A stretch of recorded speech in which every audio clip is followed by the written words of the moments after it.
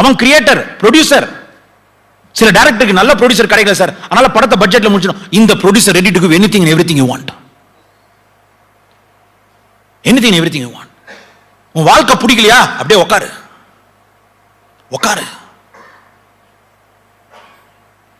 ஒரு படத்தை எடுத்துட்டு நீ ஸ்கிரிப்ட் எழுதல, நீங்களா ஸ்கிரிப்ட் எழுதலனா உங்களுக்கு கண்ட கர்மம் எழுதிருக்கும். நீ என்ன பண்ற?